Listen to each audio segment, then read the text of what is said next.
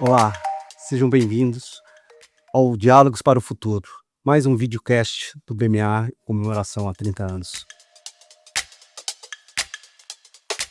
E por ocasião de 30 anos de BMA, estamos no mesmo período aqui em um contexto de COP 30 anos também desde a primeira COP na Alemanha, e uma das vozes mais ativas nessa agenda climática internacional e no Brasil, a Isabela Teixeira. É um prazer tê-la aqui com a gente, Isabela, uma das vozes mais ativas, líder no Acordo de Paris. Mais uma vez, obrigado pelo estar aqui presente com a gente, ter aceito esse convite. Em 1995, o Brasil passava por grandes mudanças políticas e econômicas. Vinha um plano real na agenda nacional e na agenda internacional, o Brasil via sua primeira COP na Alemanha. Naquela época, você tinha uma agenda talvez um pouco mais direcionada pela área ambiental, decorrente ainda de uma ECO que ocorreu no Brasil, em Rio 92, que é onde foi formada a grande convenção quadro das mudanças da agenda climática, né? A COP 30, de lá para cá passaram 30 anos. O que mudou nessa agenda, né? O que a gente pode dizer que mudou de lá para cá na agenda climática? Bom, primeiro mudou um século, tá? Acho que isso é extremamente relevante de ser observado, porque a discussão climática é uma discussão provocada pela ciência no século passado e que vem junto com três grandes provocações. Uma envolvendo a atmosfera, que é o famoso buraco na camada de ozônio, que hoje está se fechando, tá? A discussão sobre a biodiversidade, a perda de biodiversidade no mundo e o processo de desertificação. O que esses assuntos têm em comum além da ciência? Eles trouxeram para a perspectiva internacional a dimensão global. Nós saímos dos impactos provocados pela natureza, os impactos ambientais regionais ou transnacionais, e assumimos uma dimensão global. Nós encontramos temas que a ciência nos mostra, estão aí até hoje, que impactam o planeta como um todo, impactam as condições de produção de vida no planeta. Então, a primeira questão é, do século passado, você muda o patamar de discussão sobre os temas de natureza, recursos naturais e a ciência, de uma questão local, regional, nacional ou mesmo transnacional, para uma questão global. A dimensão global entra na pauta. Essa mudança de perspectiva de um problema que foi denunciado, foi definido, foi organizado para ser lidado politicamente, a chamada perspectiva global, sai do século XX e vem para o século XXI. E ao chegar no século XXI, outras coisas formam um adensamento sobre esses problemas globais, tá? Você visivelmente tem uma denúncia colocada sobre a causa do problema, que é a emissão associada aos combustíveis fósseis, tá? E você encontra hoje um mundo com emissões associadas a forte dependência ainda na matriz energética de combustíveis fósseis, e 40 anos depois, ou 30 anos depois da COP, mas 40 anos depois da denúncia científica, tá?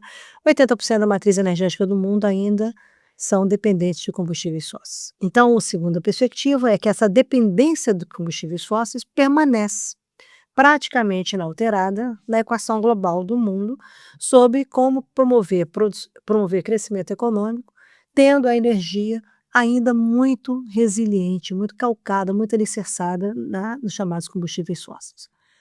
A novidade que muda na chamada segurança energética é o fato de que nós também crescemos os investimentos em energias renováveis. Naquela condição que o Brasil tinha e tem, de uma matriz elétrica e uma matriz energética muito avançada em termos de sistemas renováveis, particularmente no nosso caso, hidroeletricidade e depois de etanol, e depois, obviamente, na eletricidade, a questão da eólica e a questão da solar agora, tá? Esse fenômeno que o Brasil já detinha no século passado, ele começa a acontecer com maior tônus, tá? E com maior velocidade no século XXI. Então, você tem países fortemente dependentes de petróleo, uma matriz energética fortemente dependente de petróleo ainda, mas você tem países com grandes investimentos em energias renováveis, com tecnologia de ponta, que é o caso da China.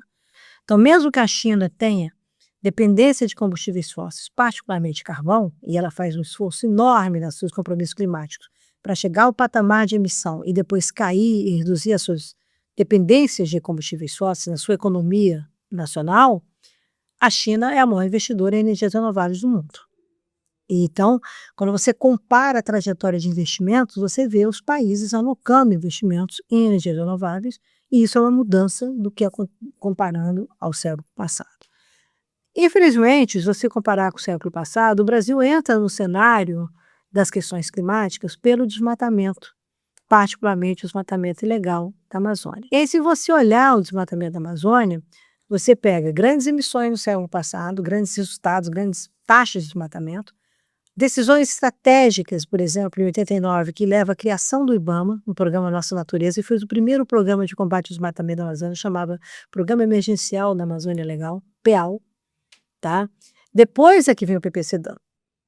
Tá? E nesse período, entre 89, que cria o IBAMA, e o Brasil toma a decisão de sediar Rio 92, e chama para si, é exatamente o momento de internacionalização do tema da Amazônia, o impacto da importância da Amazônia para a segurança climática do planeta. Isso nasce na década de 90. O Brasil traz para si a conferência, é o responsável pela conferência, confere o êxito dessa conferência, é um marco de mudança significativa do ponto de vista de tratar os temas globais, a própria governança multilateral, tá? E o Brasil assume a responsabilidade, uma identidade política de que a sustentabilidade que emerge da Rio 92, com essas 3 convenções, Convenção de Clima, Convenção da Diversidade Biológica, Convenção de Desertificação, problema global da desertificação, da perda de solos para a produção de alimentos, o Brasil assume isso como um grande ativo de identidade das suas políticas. Primeiro, políticas ambientais, depois políticas de desenvolvimento sustentável.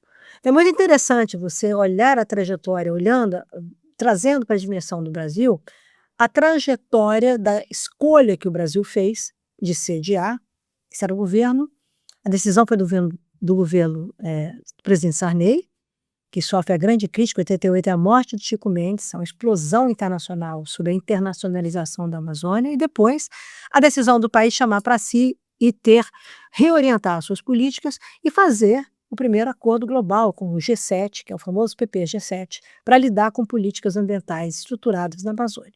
Então, essas mudanças, elas aconteceram exatamente na última década do século passado, alinhadas com 2 coisas que as pessoas pouco conectam muitas vezes.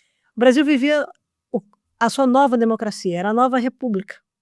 O governo Sarney era o primeiro governo, o presidente Tancredo Neves, o primeiro governo da nova república. Então, existia um compromisso com a nova Constituição brasileira sendo adotada em 88.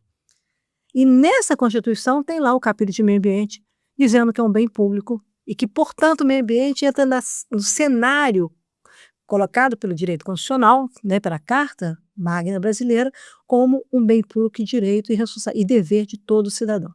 Então, a questão do meio ambiente, ela entra com outro patamar, e você sabe isso melhor do que eu, não só jurídico, mas político, e nas liberdades de uma sociedade que vinha de uma repressão, de uma ditadura, buscando os seus direitos. Daí uma explosão também muito importante que acontece no Brasil, da sociedade civil se organizando em torno dos seus problemas. E, portanto, o Brasil começa a dialogar com o mundo sobre as ONGs, sobre a defesa do meio ambiente, sobre a importância de um país democrático, sobre as liberdades, sobre o fortalecimento da sua democracia. Tudo isso acontece nessa trajetória, as pessoas não conectam. E é para entender hoje que essa agenda, por exemplo, virou justiça climática, que a gente está lidando 30 anos depois. Ou que essa agenda também virou o direito a você lidar com as desigualdades, reduzir desigualdades, inclusive as tecnológicas. Que essa agenda transforma a questão não só de mitigação climática, mas também dá um peso na questão de adaptação para que eu seja menos vulnerável ao fenômeno climático. Isso nasce lá e ela vai evoluindo, vai ganhando outros conformes, outras dinâmicas, outros formatos, em função de você ter mudado de século, de você e do mundo ter mudado. E o mundo agora passa por outra mudança. Quer dizer, se em 2001 a gente tem um mundo impactado por 2 fenômenos que mudam a ordem do mundo. A questão do 11 de setembro, que nós saímos da perspectiva de paz e voltamos a discutir segurança e guerra, nós também tivemos a China entrando na Organização Mundial do Comércio.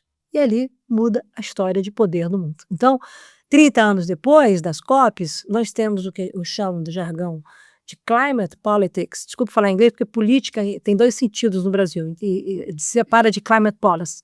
Você entra a era do climate politics disputando espaço com o power politics, a nova ordem de geopolítica internacional, os novos interesses dos países que se arranjam em torno das novas alianças e, mais do que isso, um contexto também de fragilização do sistema multilateral, da cooperação internacional, da ordem internacional, que era diferente em 92 e 95, com a primeira COP, onde o sistema multilateral, o sistema das Nações Unidas, tinha uma força de convocação dos países para fazer avançar em ações e soluções em torno dos problemas globais. Então, você muda o olhar, você muda o ambiente político, você muda os atores, e eu acho que também é uma coisa muito singular, já que a gente está aqui na BMA falando desses 30 anos. Você muda o papel do setor privado. Se lá atrás o setor privado era um espectador das mudanças promovidas pelos países, a questão climática e a questão ambiental separadas, elas, para serem geradoras de soluções, dependem do engajamento não só dos governos, mas da sociedade e do setor privado. Então, hoje, você também tem, chegando nas COPs, a expectativa sobre o papel do setor privado muito diferente do que era há 30 anos atrás. Entendeu? Muito diferente. E detalhe, com o engajamento das economias emergentes e com o engajamento das economias em desenvolvimento. Então, não é só um setor privado dos países desenvolvidos. Tá? E isso tem uma beleza na história da economia do mundo. Por quê? Porque você tem que mudar. Se você muda a matriz energética, esse é o desafio, tirar o combustível fóssil e vir com novas energias renováveis e a volta da energia nuclear, que não emite, tá? Você também muda o papel do setor privado. Como é que você vai fazer negócio, como é que você vai promover crescimento econômico, quanto é que vai ser o custo dessa economia, quanto é que é o custo do dinheiro, tá? Para que você promova desenvolvimento. Isso é o século XXI, com o risco climático fazendo parte da equação. Lá atrás, o risco climático é algo que aconteceu em 2100. Hoje, o risco climático está na nossa sala, acontecendo no nosso dia a dia, basta ligar a televisão e ver o que aconteceu na tragédia do Texas, o que aconteceu no Rio Grande do Sul ano passado. Mudou. O mundo mudou e a questão climática é hoje uma variável que vai impactar o curto prazo e o longo prazo. Ou seja, ela entrou na sala. Tá? Tem outros adultos na sala. O clima entrou na sala. Muito bom, Isabela. Poderia ter sido melhor esse contexto para a gente iniciar essa conversa. E a segunda pergunta não pode deixar de seria sobre a COP30, né? Quais são as entregas que o Brasil precisa fazer? A COP30, eu acho que você demonstrou nessa conversa, que as COPs são um processo, né? A COP30 também vai ser parte desse processo, ela tem suas características, mas na sua visão, quais seriam os compromissos ou entregas mais importantes que o país deve buscar apresentar ao mundo em Belém? Ou qual o papel do Brasil nesse novo tabuleiro global aí, que ele pode se posicionar na COP30 ou reposicionar estrategicamente o país? Eu acho que tem algumas questões que podem ser observadas. A primeira coisa, o fato do Brasil presidir uma COP. O presidente da COP é o presidente de um processo internacional. Ele vai negociar os interesses do mundo. Tá? O embaixador Corrêa do Lago, como presidente da COP, ele vai ter que equacionar os interesses do mundo para gerar resultados que o mundo quer que aconteça. Ele não é o que o Brasil quer, é o que o mundo vai querer. Esse é o presidente da COP. Tá? O fato da COP ser no Brasil e ter um presidente brasileiro, no momento atual do mundo, está sendo visto como um grande ativo político para o sistema multilateral, para o sistema da governança climática, para a agenda climática. Tá? Então, essa primeira coisa, observar, separar o papel de ter um país sediando e um brasileiro presidindo do que o Brasil quer da COP. Tá? Quem vai representar o Brasil como Brasil são os negociadores brasileiros. Essa é a primeira coisa que chama atenção e é importante, é educativo, as pessoas acharem que o Brasil vai coordenar os interesses do mundo. Não vai, o Brasil terá que disputar os seus interesses no contexto dos interesses do mundo. O Brasil é um país que faz parte de um grupo muito seleto de países, daí a importância da COP no Brasil. O Brasil faz parte de um grupo de 15 países no mundo somente, entre quase 200 países do mundo, são 196 signatários de Paris, agora com a sede dos Estados Unidos serão 195, que tem relações diplomáticas com todos os países do mundo. São 15 países do mundo apenas que é isso. O Brasil faz parte disso. Então, a capacidade de ter relação diplomática com o mundo, dialogar com as sociedades, promover acordos, ter uma presidência da COP, nesse momento sensível em que você reorganiza a ordem internacional. A discussão geopolítica está na sala. Só as superpotências estão reescrevendo a ordem internacional do mundo. Então, a COP, ela traz essas afirmações. O mundo virá o Brasil, tá? E o mundo virá o Brasil também com uma grande expectativa de bons resultados por conta da presidência do Brasil. Agora, a COP encontra um momento muito singular do mundo, não só de uma recessão geopolítica, como muitos especialistas escrevem, mas um momento em que você tem a questão climática sendo discutida não somente no sistema multilateral, no sistema das Nações Unidas, mas fora do sistema multilateral. Essa semana, você está vendo a reunião do BRICS Plus no Brasil e decisões estratégicas sobre clima. Isso lá atrás não acontecia. Tudo acontecia dentro do sistema de COP. Então, você está construindo soluções, ou adensando, como a gente fala diplomaticamente, soluções para convergir na COP30 e facilitar as negociações para você avançar, por exemplo, no componente de financiamento climático, que é parte dessa equação. Então, você olhar a COP30, ela tem mais duas singularidades. A primeira, as negociações, o braço diplomático formal. Teve a reunião em Bonn, agora em junho, você teve dificuldades de operar em função de questões, para mim, muito mais outsiders, fora do sistema da COP, a complexidade do mundo, a polarização, a multipolarização do mundo, as disputas que existem entre países hoje, e, portanto, o próprio desembarque dos Estados Unidos do Acordo de Paris, o novo desembarque, tudo isso está na equação. A gente tem que entender isso. Então, a primeira questão, o contexto do mundo. Segundo, a COP vai acontecer rompido 1,5 graus. Então, se a gente observar uma coisa importante, vocês não se dão conta. Voltando à sua pergunta anterior, quando a minha geração, e eu estou discutindo o clima há mais de 30 anos, ou seja, eu sou tombada pelo carbono, é o patrimônio ambiental, quando a gente discutia a questão climática, a gente discutia o futuro, mas e o futuro é 2100, o problema do clima, etc. 40 anos depois, ou seja, 30 anos depois da primeira COP, esse é o futuro da minha geração, eu estou vivendo o futuro. Então, não dá para comprar futuro em 2100 com a questão climática acontecendo na sala, que os eventos extremos estão aí, e com você tendo rompido, não quer dizer que não vai voltar, ninguém sabe ainda, a barreira de 1,5 graus de temperatura esse ano, ano passado, com 1,55 graus. Tá? Então, é um contexto de negociação da COP também muito interessante, porque você, pela primeira vez, não vai estar falando sobre o futuro como algo intangível, você vai estar falando como o futuro com a crise à sala. É a COP da ação. É a COP da ação, de mobilização e de ação, com duas novidades, né? A primeira é o fato de que você, para desenhar soluções, você precisa ter as economias emergentes como parte da equação, portanto, a responsabilidade dos países envolvidos, que no regime climático, em 92, a gente chama de responsabilidades comuns, porém diferenciadas, o famoso CBDR. Quando você vai para uma discussão de BRICS ou de G20, isso não está na sala, você está discutindo o presente. Então, portanto, as economias emergentes virão para a agenda como provedoras de soluções, além de ter necessidade de acessar recursos, mas como acontecerá isso do ponto de vista de um financiamento climático? Onde, eventualmente, países ricos, como o Brasil, vão ajudar ou não países muito pobres que estão vulneráveis à questão climática. Isso é uma equação, inclusive ética. Se o Brasil está fazendo um mutirão ético, faz parte do mutirão ético sobre a questão climática, como é que eu vou pegar um país muito pobre, vulnerável, com a dívida fiscal enorme, que não pode se endividar, e eu não vou ajudar esse país?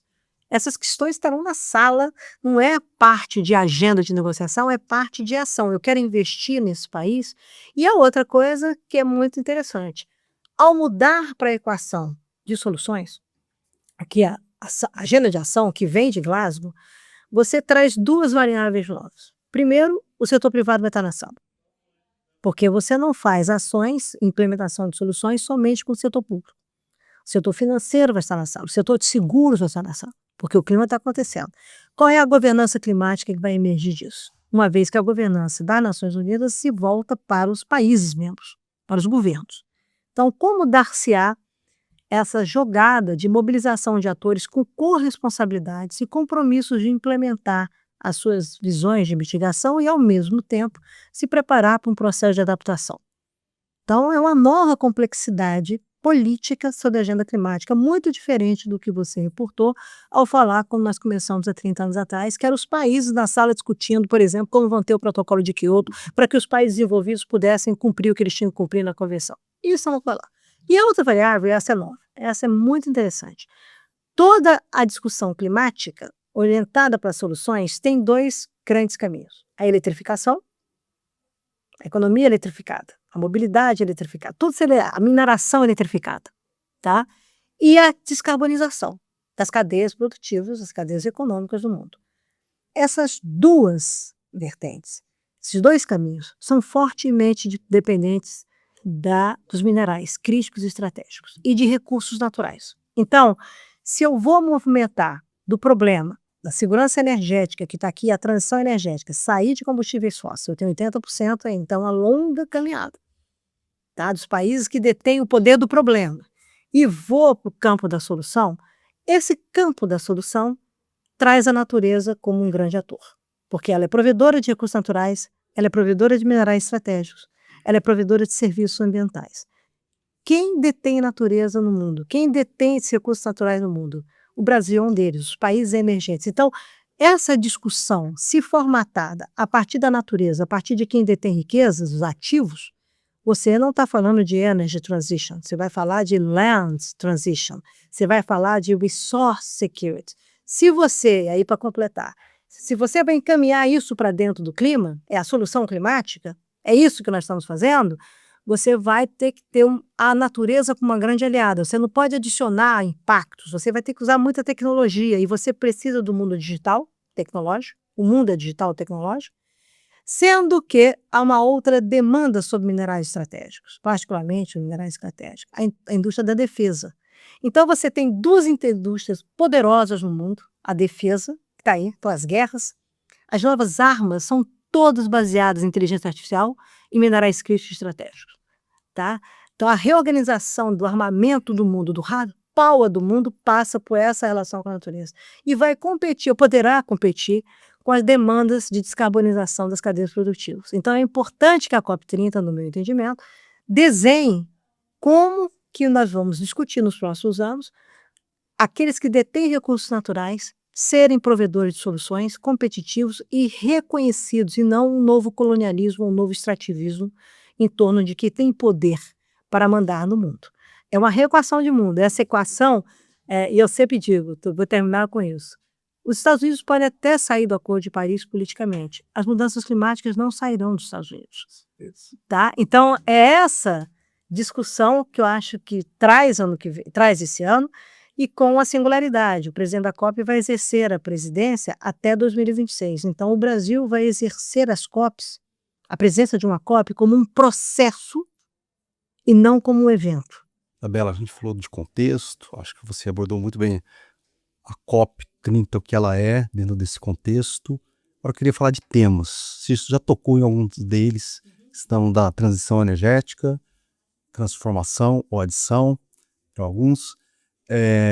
Não importa a nomenclatura, mas a gente sabe que está em mudança. Importa. Então é importante você esclarecer essas terminologias, de onde que elas vêm, qual o significado, lógico, dentro do nosso curto tempo aqui, mas minerais críticos você falou, mas há outros pontos de eixos estratégicos para o Brasil em termos de atividade, né? O agro é um... Certamente. Olha só, a questão climática, muito brevemente, a questão climática, ela começa com um termo de transição e agora ela volta para um termo de segurança. Então, você está discutindo segurança energética no mundo de novo. Então, se você tem uma matriz ainda energética global fortemente dependente de combustíveis fósseis, tem a ver, sim, com uma discussão sobre escolhas, como é que os países vão prover energia para o seu desenvolvimento. Tá? Quem tem alternativa vai para outro caminho, quem não tem alternativa vai ficar dependente disso. Então, a exportação de petróleo no Brasil, o Brasil é um grande exportador de petróleo. E não é sobre quem produz somente, é sobre quem compra. Então, esse transition away do petróleo, que a agenda política da COP30 vai trabalhar exatamente o quão dependentes esses países são de combustíveis fósseis. Então, você tem que arrumar a conversa, não é, sabe, da autossuficiência do Brasil, para não ter que comprar petróleo do exterior, há, na realidade, um papel de comércio internacional que o Brasil pode vender petróleo, porque tem uma forte dependência, com neutralização de emissões, por exemplo. Tem que ver quais são os desenhos, royalties, os novos sistemas de royalties, como é que você modifica. Então, essa discussão não é linear, que eu quero dizer. As pessoas estão discutindo, pautando coisas como o passado. O contexto Não é binária. não é binária e não é linear. Não é isso aqui. é isso. Não, não é isso. Até porque você tem um mundo em guerra. Tá? E isso coloca isso mais em choque. Então, isso é uma questão importante. A segunda questão importante que a gente tem que entender de COPs e da agenda climática é que ela, como eu disse, ela está na sala, ela não vai sair da sala. Tá? E, obviamente, ao discutir segurança energética, você vai ter que reposicionar outros temas que são importantes para a economia do mundo e para o bem-estar do mundo. E talvez o mais estratégico, além da discussão sobre novas energias, sobre energia solar, não tem energia solar sem minério, não tem bateria sem minério, eu não tenho eletrificação de transporte sem minério. Então, assim, as pessoas devem entender o impacto sobre a natureza disso aí, tá? Mas eu tenho que alimentar as pessoas. Eu caminho para o mundo com 10 bilhões de pessoas. Eu tenho que ter segurança alimentar. O Brasil é um dos grandes provedores de segurança alimentar no mundo e continuará sendo. Como que as incertezas climáticas vão impactar o custo do alimento?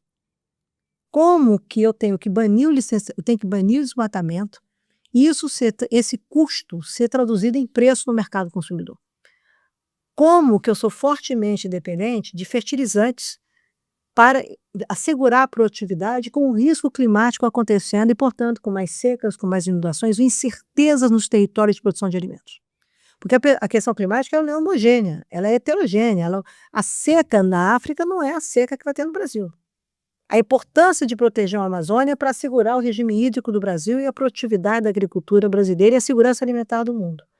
Há 30 anos atrás, ou 50 anos atrás, quando nós tomamos a decisão de sermos produtores de alimentos, não mais importadores de alimentos, o risco climático não estava na sala. O nosso problema era o risco tecnológico.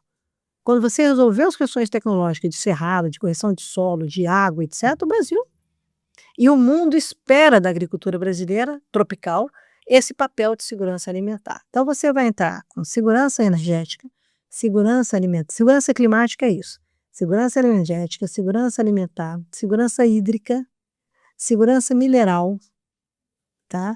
Isso tudo está num pacote onde a natureza é uma grande provedora e, portanto, preservar os processos de produção de vida, como eu disse, o Brasil vai produzir vida no planeta, essa é a opção que você tem, vamos produzir vida ou não. Essa é a opção do Brasil. O Brasil terá que conciliar a discussão de produção de alimentos, tá, com a vulnerabilidade climática na sala, de alguns desses territórios de alimentos, e com a capacidade de prover segurança alimentar para o Brasil e para o mundo. O brasileiro tem que reduzir desperdício de alimento, mas terá que ter tecnologias, por exemplo, com sistemas, com plantas, com espécies com raízes mais profundas para poder lidar com a escassez hídrica e manter uma produtividade. Isso é a nossa Embrapa sendo reorganizada para lidar com isso. É a nossa ciência sendo reorganizada para lidar com isso. São as startups que chegam com as novas tecnologias. Eu acho fascinante ver a nova geração, as novas gerações, lidando com essas soluções. E, portanto, eu espero, sinceramente, que a questão climática traga não uma narrativa com base em tragédias. Nós temos que ser resilientes, mas uma capacidade de um país lidar melhor com o seu futuro, entendendo o risco climático como parte dessa equação do mundo. Então, não é uma questão de negacionismo, acho tolo, não é um privilégio pela ignorância, mas também você tem que entender que o setor privado ele não investe só com a meta de descarbonização. Ele tem que entender a alocação do seu CAPEX. Ele tem que entender como é que esse seu investimento acontece, se comporta no longo prazo e quais os trade-offs do curto prazo. O acionista dele quer isso. A economia precisa funcionar. A boa regulação tem que estar na sala. As instituições devem ser reorganizadas para lidar com isso. É visível que você tem um tipping point das instituições. Aqui no mundo, elas não estão desenhadas para lidar com isso. Então, a transição, que a gente chama de transição, ela acontece num contexto de segurança. Segurança enquanto climática e a perspectiva hoje geopolítica de defesa. tá? E o Brasil é um país que está fora das rotas dos grandes conflitos, detentor de recursos naturais, detentor de riqueza, detentor de paz, e será um grande valor para investimento do país, mas um grande valor, tá? E, portanto, uma sociedade que deve fazer escolhas não pelo privilégio da ignorância, mas uma sociedade que deve acreditar mais nesse país, entendeu? Está na hora do Brasil escolher o Brasil, tá? Do Brasil parar de terceirizar o Brasil. A questão climática faz parte desse país melhor do futuro, não é o país do futuro. É um país melhor no futuro, sociedade menos expostas a risco, sociedade entendendo o seu papel, sociedade buscando uma relação mais eficiente com o Estado, tá? E o Brasil tem que, de fato, para ser isso, assumir posições como, por exemplo, não tolerar a corrupção, não tolerar o crime organizado, entender a nossa responsabilidade individual e coletiva, tá, nas respostas do desenvolvimento desse país. Clima é uma agenda sobre desenvolvimento. Todos os setores econômicos, a nova indústria brasileira vai estar nisso. A nova geração de emprego numa época de robótica vai estar nisso. Tá? As novas profissões vão estar nisso. Então, está na hora da gente fazer escolhas, entendendo que o fato de ter uma COP no Brasil não é para atender uma bolha ou bolhas de pessoas que se envolvem com a questão climática. É para atender a ambição do país ser mais desenvolvido, mais justo e mais democrático.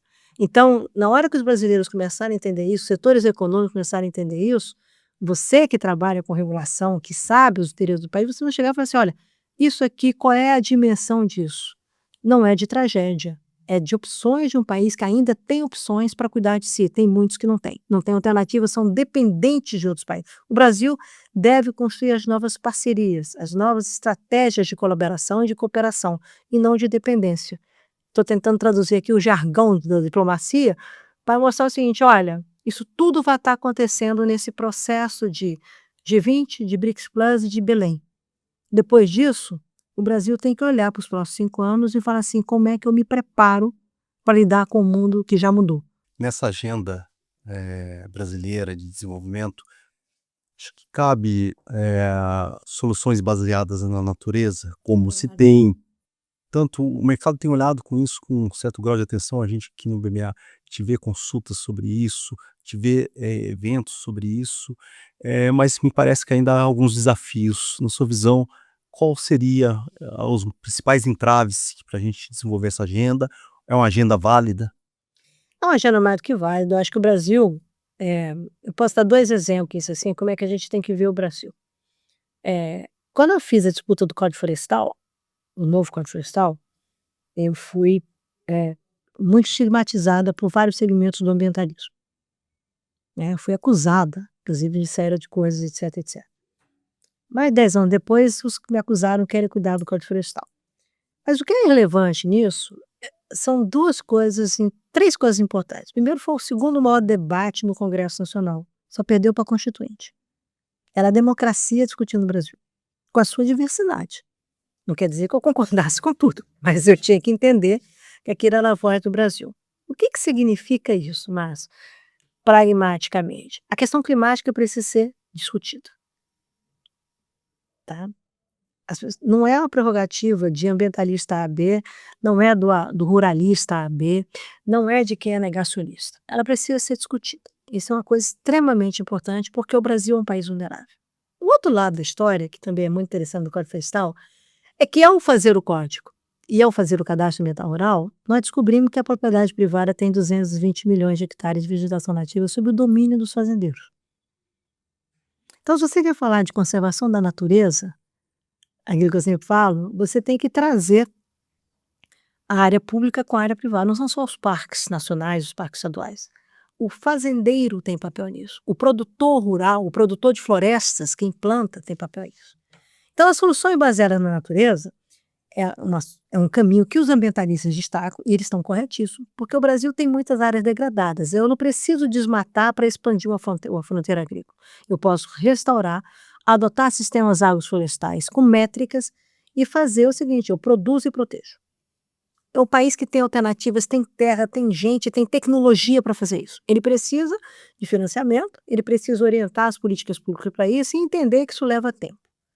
O outro lado da história é você pegar e como é que eu vejo esse capital natural todo protegido e fica de pé. Então, eu tenho mecanismos que estão colocados na mesa hoje como, por exemplo, estruturas econômicas como a bioeconomia. Eu produzir a partir da floresta. Isso são soluções baseadas na natureza. Tá? Agora, eu não consigo fazer isso, eu consigo produzir. Vou lá com açaí, eu faço a cadeia produtiva, eu organizo, exporto, mas eu preciso de infraestrutura e logística para poder isso ser viável. Então, o Brasil tem que entender como é que você discute não só a solução, mas os requisitos para que essa solução tenha escala. E com o que eu vou deixar para trás? Se eu vou financiar um plano safra com novas tecnologias, o que eu estou abandonando a maneira antiga de produzir alimentos que gera muita emissão, qual é a transição que eu vou assegurar que seja feita para que esse produtor ele também esteja no futuro e eu não vá retirá-lo da cadeia produtiva?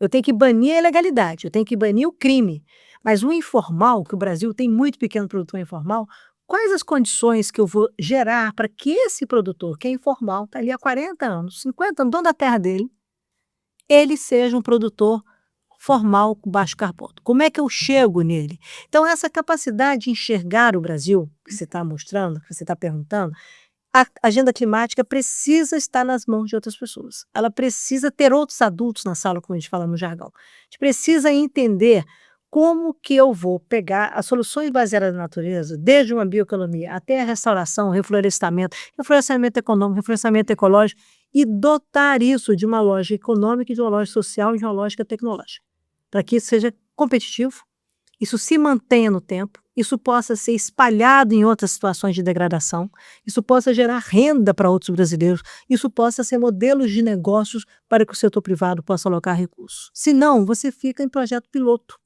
você fica em projeto demonstrativo, e você não muda a economia, você não muda a vida das pessoas com isso.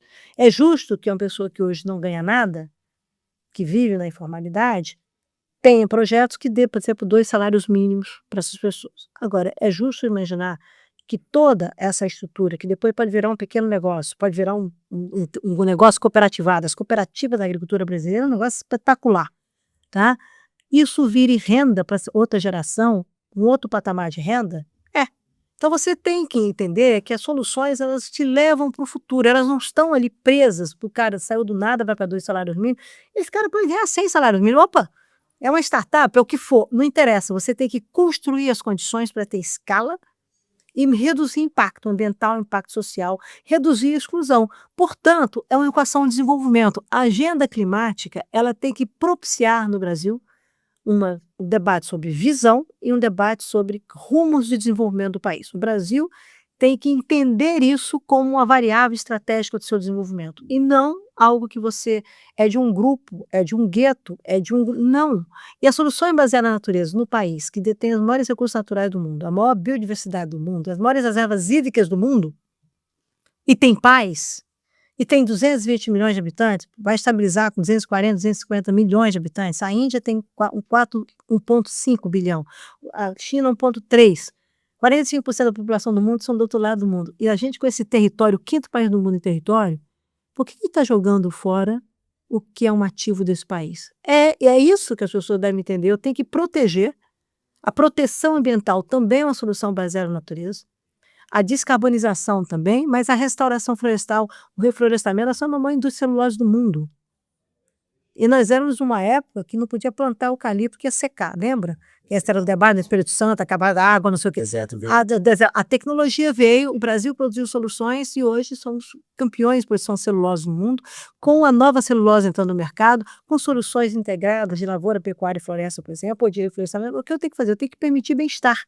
Então, a agenda ela tem que permitir bem-estar. Soluções baseadas na natureza devem permitir o fim da degradação ambiental, não tem sentido esse país matar. Tem que permitir a competitividade, por exemplo, da pecuária.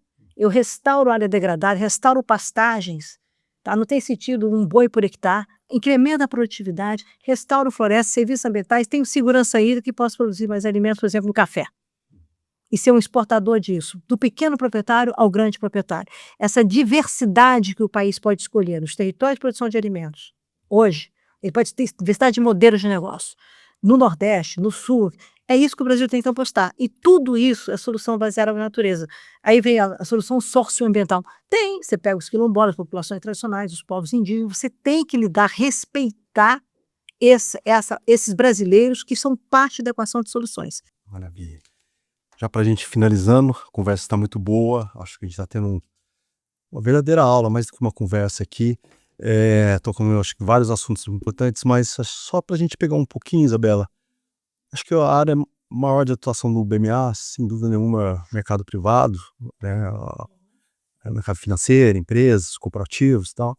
Para esse setor, qual que é o aprendizado com a COP? Qual é o principal recado que a gente poderia dar para ele sobre o envolvimento, a participação, o engajamento? É um setor que a gente tem visto não está se recusando a ficar de fora, tem participado, umas empresas estão envolvidas com vários eventos, atitudes, ações, programas, muitas vezes fazendo o papel em substituição ao Estado ou em parceria com o Estado, em várias situações diferentes, buscando achar um eixo de atuação mais estruturante, né? Que o setor privado precisa endereçar nesse momento? Bom, eu acho que, assim, não há solução climática, nem no Brasil, nem no mundo, sem o engajamento do setor privado e do setor financeiro. Fala setor privado, setor de negócio, etc. Não é por outra razão que você tem na estrutura da governança da COP 3 cargos, né? Você tem o presidente da COP, que a gente chama de chair, você tem o CEO da COP, que é a Anatone, e você tem o champion. O champion é o homem do setor privado. Ele conversa com o setor privado. E ele tem que gerar, construir soluções para a implementação das agendas da COP, da agenda climática. Eu acho que o Brasil, com o G20, fez uma coisa muito importante, que foi o SP20, que está colocado junto com o grupo de business, o B20, que era o grupo de business, que também vai acontecer numa estrutura muito semelhante na COP30, porque a governança da COP30, que o embaixador tomou decisão, tem, além do champion, a figura dos special envoys, enviados especiais. E tem o de business, que é a Marina Grossi, por exemplo, do World Business Council, do CBEDS no Brasil. Tem o Marcelo Beá, que é do World Business Council, colocando bioeconomia. Você tem pessoas do setor privado na agenda da governança da COP. Isso é muito inovador. O Brasil é o primeiro que desenha dessa maneira, formalmente. Tá? Ok. Formalmente. Eles estão formais. Tem aqui lá fora. Tá? Tem os special envoys internacionais. Tá? Então, isso é muito inovador do sistema de governança da COP, porque também o amadurecimento do setor privado está nessa agenda. Tá? Está lá, entender, tem a linguagem de clima. A linguagem de clima é muito complexa. Às vezes fica assim, eu mesmo, uma sopa de letrinha, eu falo, meu Deus, o que os caras estão inventando? Então, a primeira questão é entender como que o setor privado brasileiro e internacional, os dois estão na COP pelo desenho da governança que o Brasil está colocando. Então, não apequenem isso. E é muito interessante o trabalho com a presença do Dan, do Champion, mas com a presença do Ricardo Mussa, trabalhando isso com a CNI, com a Fiesp, com as federações de indústria, trabalhando com as entidades do setor privado, da indústria e da não indústria, setor florestal, as pessoas todas estão vindo. A agricultura e, obviamente, não podemos esquecer que tem tensões políticas, pela questão política no Brasil, mas eu acho que isso, no meu entendimento, deveria ser relevante. Nós estamos discutindo o Brasil e não é o sucesso da COP, é o sucesso de um país que é um provedor de soluções, cuja sua economia passa por isso. Então, o Brasil é um país de soluções da natureza, é um país vocacionado para isso. A agricultura brasileira é o melhor exemplo. Ela protege e produz. Na Rio+20, o lema do Brasil, que é 20 anos da Rio 92, que era o presidente Dilma, é crescer, incluir e proteger. É um lema que está aí, o mundo fala dele. Então não estava errado, não é uma propaganda enganosa. Tá? Então, o setor privado tem que também, por outro, entender que as soluções climáticas trazem instrumentos e questões para a mesa que precisam de boa regulação. O mercado de carbono é o melhor exemplo, ou o que o Congresso está produzindo como a lei de combustíveis, biocombustíveis, combustíveis sustentáveis. Qual é a ambição do Brasil, por exemplo, em relação à SAF? Então, depende de uma combinação, para poder entender como é que o setor privado vem com negócios, por exemplo, na produção de combustível sustentável para a aviação, que nós sabemos que será de biocombustível. Tá? Então, não tem muito espaço para delírio. Tá? Quem vem com essa pauta muito assim, não, porque o mercado de carbono no Brasil vai ter trilhão, eu desconfio profundamente, porque na minha vida profissional, e eu estou nisso, no setor durante 35 anos e agora no setor privado, existe muito pragmatismo. Porque não tem quando você entra no negócio, ou você ganha ou você perde, não tem muito como ficar ali. Então é óbvio que você tem que entender que o risco de investir numa coisa que não está totalmente caracterizada, definida, etc., ele é alto. E, portanto, pode explicar uma timidez de curto prazo, quando você tem a questão climática acontecendo e dando outra dimensão de risco. Então, o risco climático ele tem que vir para o imaginário político do setor privado. O setor privado não pode achar, e aí eu não estou falando do CEO, estou falando do CFO, estou falando dos acionistas, estou falando de uma estrutura que vai chegar para você e vai pedir qual é a melhor regulação para eu poder entender que essa segurança jurídica me dá condições de operar o meu negócio. E além das oportunidades que a era climática traz para a questão de negócio no mundo. Quer dizer, a segurança alimentar, ela opera hoje com tecnologias e com um mundo completamente diferente do que era 20 anos atrás. Você tem esses mini data centers, é fantástico, tá? Como é que uma cooperativa, em qualquer lugar que eu esteja vendendo, eu possa acessar o meu dado e colocar isso no outro formato. Isso é fascinante do ponto de vista de competitividade, etc. Você vê como é que você conecta os pontos? Então, o cara que é provedor de soluções digitais e tecnológicas, ele está na equação de um bom setor privado que vai ser competitivo na era de baixo carbono.